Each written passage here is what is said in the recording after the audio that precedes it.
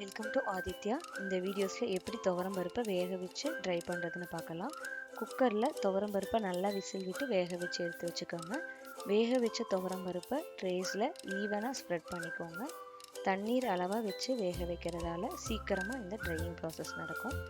நம்ம இந்த துவரம் பருப்பு எல்லாமே ஈவனாக இந்த ட்ரேஸில் ஸ்ப்ரெட் பண்ணுறதுனால உங்களுக்கு ட்ரையிங்கும் ஈவனாக நடக்கும். துவரம் பருப்பை ஸ்ப்ரெட் பண்ண ட்ரேஸை எல்லாமே ட்ரையர்ஸில் லோட் பண்ணிடுவோம். 6 hours கழித்து உங்களுக்கு துவரம் பருப்பு இந்த கன்சிஸ்டன்சியில் இருக்கும். இது துவரம் பருப்பு மட்டும் இல்லாமல் பாசிப்பருப்பு, கடலைப்பருப்பு, மைசூர் பருப்பு, கொள்ளு பருப்பு, இப்படி எந்த பருப்பை வேணாலும் நம்மளால் ட்ரை பண்ண முடியும்.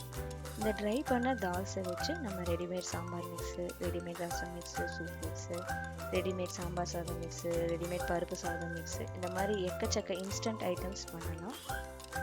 இப்படி குக் பண்ணி ட்ரை பண்ண தால் யூஸ் பண்ணுறதுனால நம்ம இன்ஸ்டன்ட் ஐட்டம்ஸ் எல்லாமே சீக்கிரமாக குக் ஆகிடும். அது மட்டும் இல்லாமல் அதோட டேஸ்ட் ரொம்ப அமேசிங்காக இருக்கும். நம்ம ட்ரை பண்ண இந்த தூர் தால் பார்த்திங்கன்னா கிரானுலர்ஸாக நல்லா கிறிஸ்பியாக இருக்கும். நமக்கு இது பவுடர் கன்சிஸ்டன்சியில் வேணும் அப்படின்னா நம்ம பல்வரைசர் யூஸ் பண்ணி நம்ம பவுடர் பண்ணிக்கலாம். நம்ம இந்த ட்ரை பண்ண தூர் தாலை நம்ம இப்படி ஏர் லாக்காக நம்ம வச்சுக்கிறதால இது 6 months வரைக்கும் செல்ஃப் லைஃப் இருக்கும்.